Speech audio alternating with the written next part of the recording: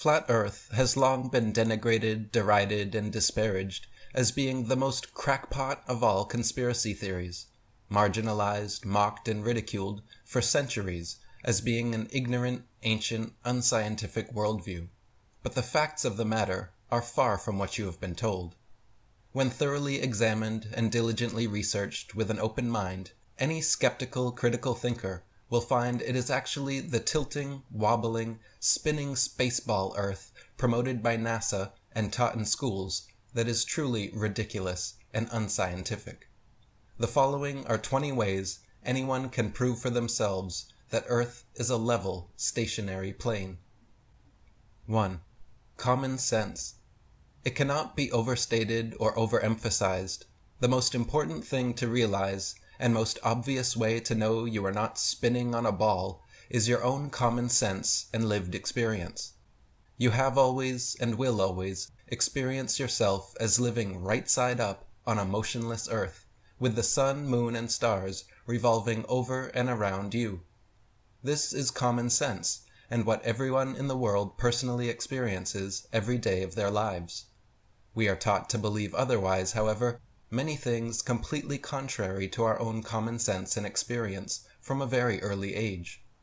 We are told that people living down under the spinning ball Earth in Australia are actually living upside down relative to those residing in the northern hemisphere, while an invisible force, strong enough to hold people, buildings, and oceans stuck to the underside of a rapidly rotating ball, but weak enough to allow birds, bugs, and planes to take off and fly with ease, keeps Earth's atmosphere spinning in perfect balance and holds everyone firmly to the surface without crushing us. We can clearly see that the horizon is horizontal, but we are told it curves. We can feel that the earth under our feet is motionless, but we are told it moves. We can observe the luminaries revolving around us, but we are told it is us that revolves. It is obvious that stars are stars, but we are told that stars are suns.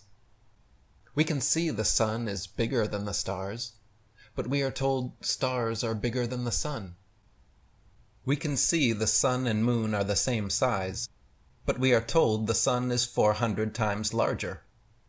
It is obvious that up is up and down is down, but we are told there is no such thing. As stated by Flat Earth author David Wardlaw Scott, with the modern astronomer there is theoretically neither up nor down, though his experience belies his assertion every time he looks up to the heavens or down to the ground. Such aberration of intellect is really to be pitied. The 3rd century philosopher Lactantius was similarly perturbed about the idea, stating, "A sphere where people on the other side live with their feet above their heads, where rain, snow, and hail fall upwards, where trees and crops grow upside down, and the sky is lower than the ground? The ancient wonder of the hanging gardens of Babylon dwindle into nothing in comparison to the fields, seas, towns, and mountains that pagan philosophers believed to be hanging from the earth without support. Truly, the idea that people are standing, ships are sailing, and planes are flying upside down on certain parts of Earth, while others are tilted at 90 degrees and all other impossible angles, is utter absurdity and an affront to common sense. In fact, common sense is the first casualty of globe belief. No child or unindoctrinated man would ever conclude or even conceive, if given to their own devices, based on their own personal observations, that Earth was a spinning ball revolving around the sun. When children are indoctrinated from a very early age to abandon their common sense and lived experience of a geocentric plane Earth in favor of this nonsensical, heliocentric globe model taught in schools, a schism occurs in their psyche. No longer can they trust their own senses and experience, and instead must trust information completely contrary to it, taught by supposed experts and authority figures who insist their version of reality is correct. When children see that every adult around them believes wholeheartedly in the spinning globe, and hear that only our ignorant, unscientific ancestors believed otherwise, They readily abandon the empirical evidence of their senses and adopt the prevailing nonsensical model. As stated by Flat Earth author E. Eschini, the one thing the fable of the revolving earth has done, it has shown the terrible power of a lie.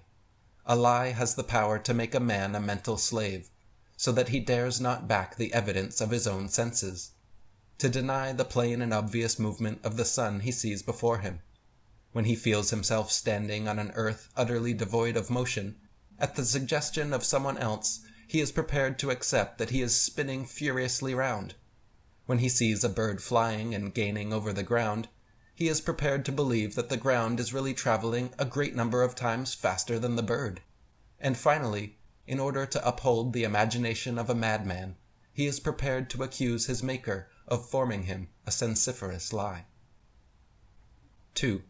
Fake photographs.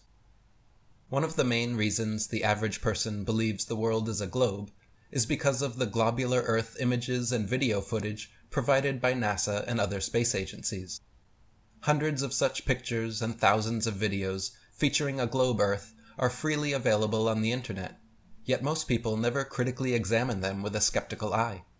From the earliest photographs to the latest live streams, NASA and the world's other space agencies continue to be exposed for their Hollywood-style trickery. When conscientiously compared, contrasted, and investigated for inconsistencies, it turns out every single image and video showing a globular Earth has been manipulated in some way. All globe videos, for example, are achieved using either a fisheye lens to curve the horizon or